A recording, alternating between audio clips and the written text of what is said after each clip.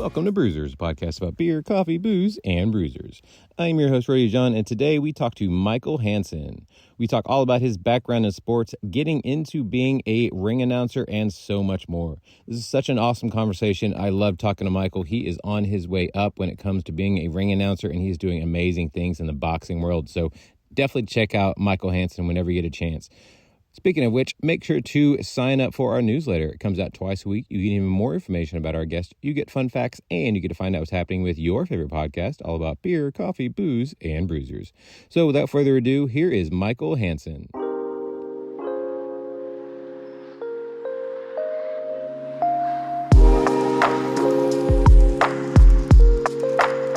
I would like to welcome to the show Michael Hanson. How are you doing tonight, sir? I'm doing good, John. Thanks for having me on. Thanks for coming on. Now, for those listening, kind of paint us a word picture. Where are you at? What's going on around you? I am in my basement, sitting at my desk with some very nice low mood lighting. Ooh, kind of set the tone for it all. Yeah. Well, let's go all the way back in time. What is your earliest memory of martial arts? Oh, wow. What a great question. My earliest memory of martial arts would be being dragged along to karate class with my older brother. And whatever my older brother was doing, I was doing. And then, we were little. We were little kids, like, I don't know, 6 years old. He was 7 or something like that. And as soon as he got an inadvertent kick in the nuts and he left karate, that's when I also was like, I don't want to do karate either. And then he was like, you just do everything I do. That's my earliest memory of martial arts. How long did it take for you to actually not quit, but decide not to do it anymore? And I'm serious. Like he was like doing sparring, and he got a good kick in the nuts, and he was like, I'm not doing this anymore. And I'm like, neither am I. Solidarity, brother. Yeah, right. Yeah, my brother and I took Taekwondo together, and we only sparred once. And I used to do a thing where I would block kicks with my shins. It didn't hurt me, but it apparently hurt other people because I did it with my brother, and he immediately dropped to the ground like I had just like killed him.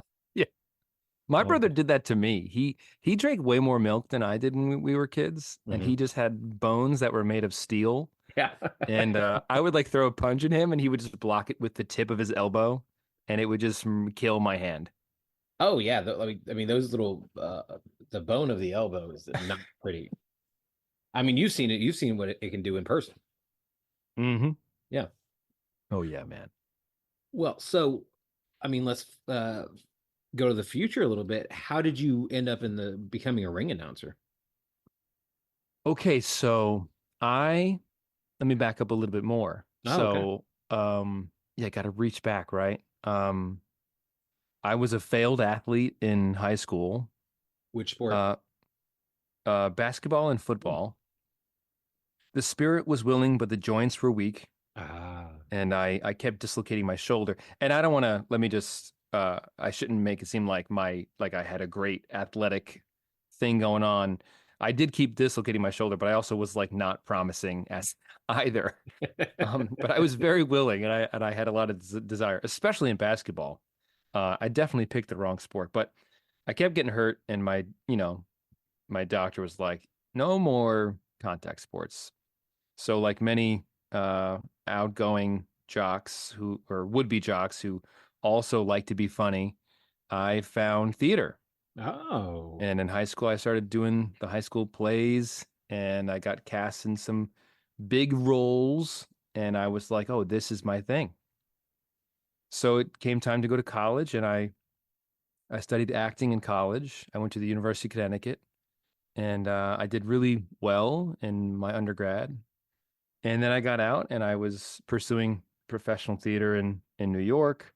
And then around the same time that I, was out of college, which was around 2008, and a few years before that in college, because I was still really close with all my childhood friends.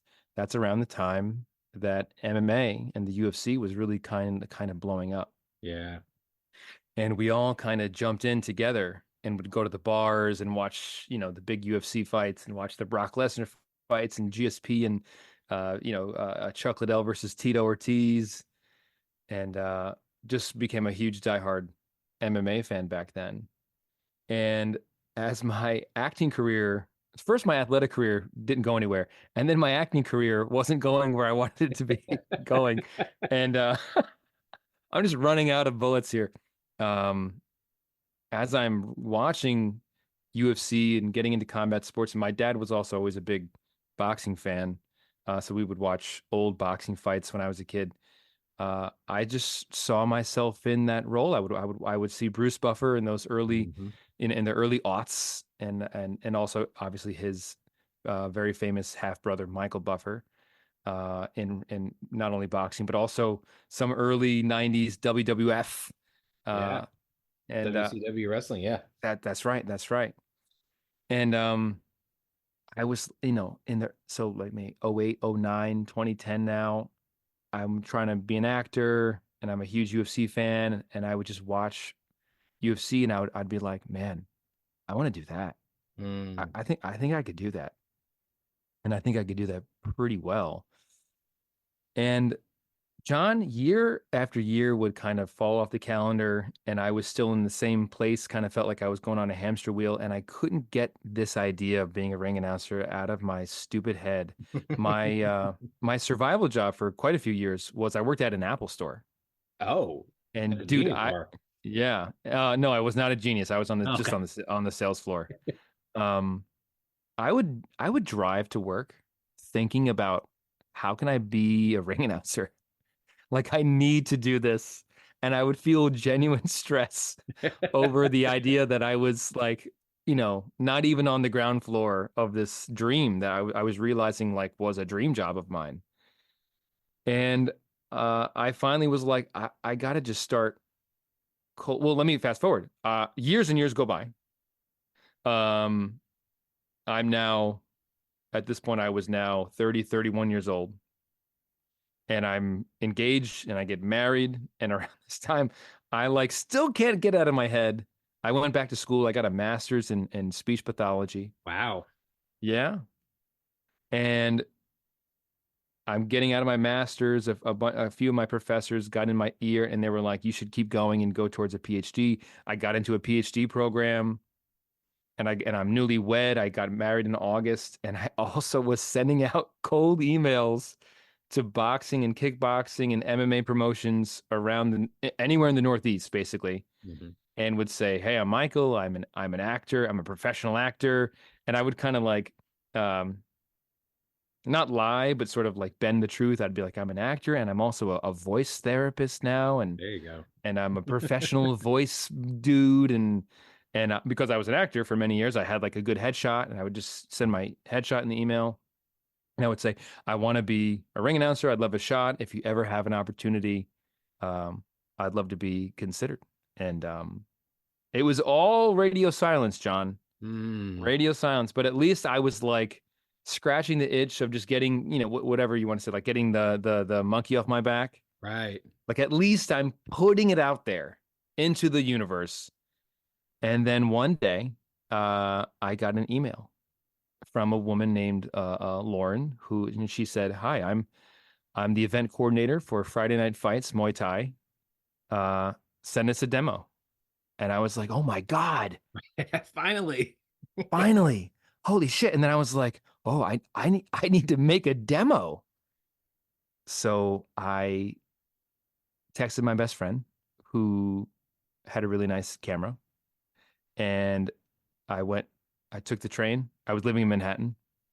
Went to his apartment, moved his moved his table and stood in front of his wall. I put on my wedding tux, and I had been married for about a month.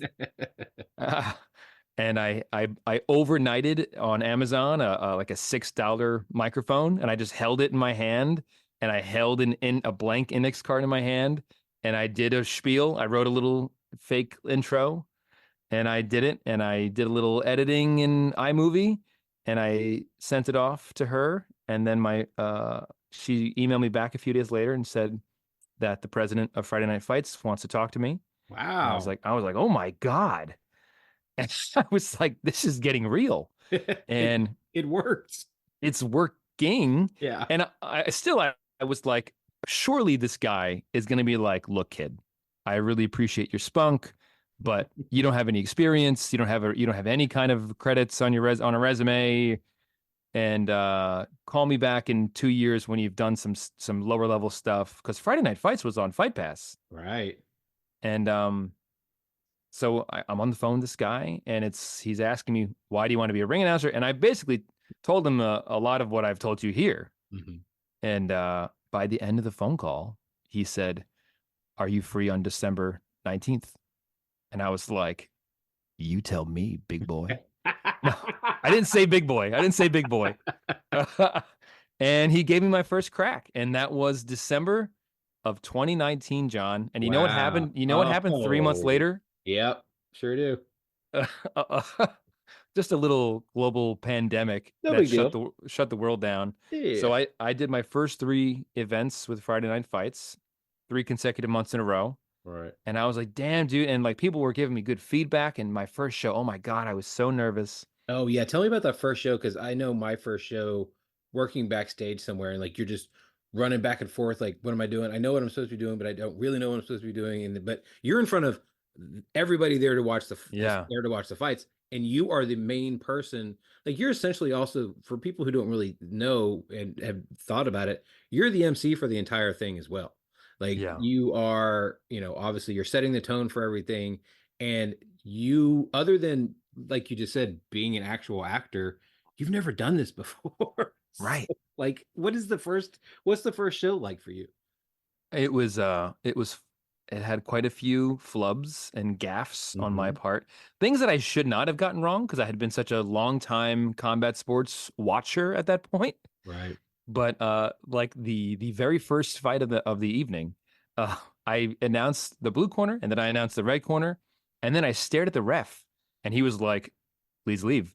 And I was like, "Aren't we going to do the under the arm thing where I put my mic under your armpit?" He goes, "No." And I was like, "Oh yeah." It was just nerves, and I was like, "Fuck." Can I curse on this show? Sorry. Yes, you. It's a drinking podcast, and we're also talking about bruising. So yes, There you I go. will agree.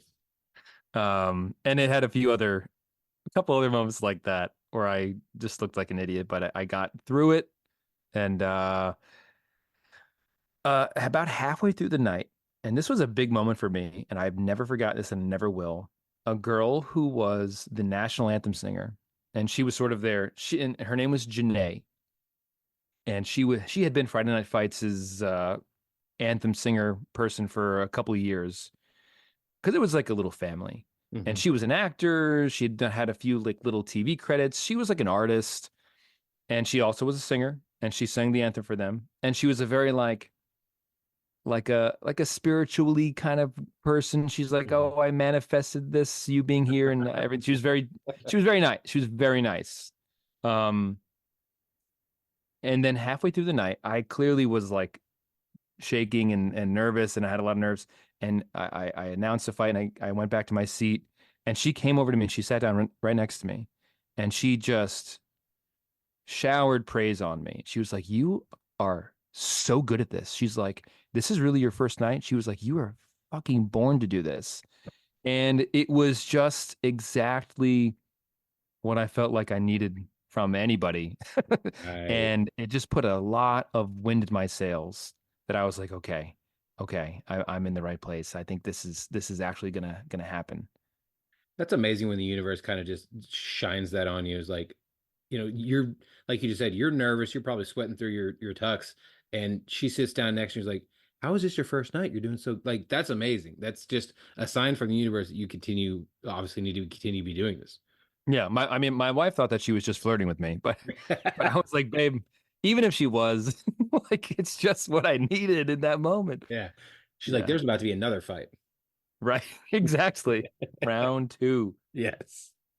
Well, so you start in December. We all know what happens in March. When